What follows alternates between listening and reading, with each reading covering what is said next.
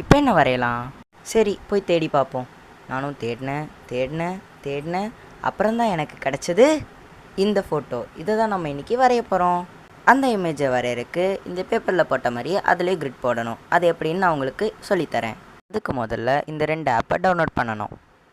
இதில் IPS பெயிண்டெக்ஸ் app open பண்ணிங்கன்னா மேலே இருக்க ப்ளஸ் ஐக்கான் டச் பண்ணிங்கன்னா உங்களுக்கு இன்டர்ஃபேஸ் இப்படி தான் இருக்கும். அதில் A4 பேப்பர் அந்த இதை செலக்ட் பண்ணிங்கன்னா உங்களுக்கு A4 பேப்பர் சைஸில் ஒன்று ஓப்பன் ஆகும்.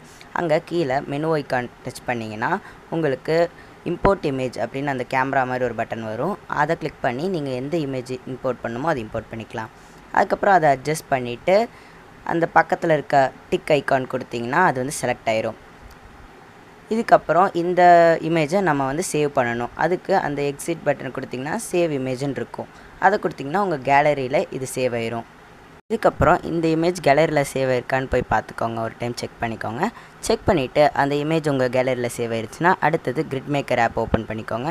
இங்கே செலக்ட் பிக்சர்னு ஒரு ஆப்ஷன் இருக்கும். அதை செலக்ட் பண்ணிவிட்டு உங்களுக்கு கேலரி ஓப்பன் ஆகும். அங்கே நம்ம இப்போ சேவ் பண்ண இமேஜ் செலக்ட் பண்ணிங்கன்னா உங்களுக்கு அது ஓப்பன் ஆயிரும். இங்கே ஸ்கொயர் ஆப்ஷன் கொடுத்துட்டு நான் கொடுத்துருக்க அதே நம்பர் அப்படியே பேஸ்ட் பண்ணிக்கோங்க. உங்களுக்கு கிரிட் வந்துடும். அப்புறம் இந்த லேன் அந்த இது கொடுத்திங்கன்னா உங்களுக்கு எந்தெந்த பாக்ஸ் எந்தெந்த நேம் அப்படின்னு நம்மளுக்கு காட்டும். அதுக்கப்புறம் அதை ஒரு டைம் செக் பண்ணிக்கோங்க. அப்புறம் நம்ம போய் எஃபெக்ட்ஸ் அதுக்குள்ளே போயிட்டு நம்ம பிளாக் அண்ட் ஒயிட் வரைகிறோன்னா க்ரே ஸ்கேல் அது செலக்ட் பண்ணிக்கலாம். இல்லை கலர்னால் அப்படியே வச்சுக்கலாம். அதுக்கப்புறம் இந்த இமேஜை நம்ம சேவ் பண்ணிக்கலாம். சேவ் பண்ண இமேஜ் உங்கள் கேலரியில் இருக்கான்னு ஒரு டைம் செக் பண்ணிக்கோங்க.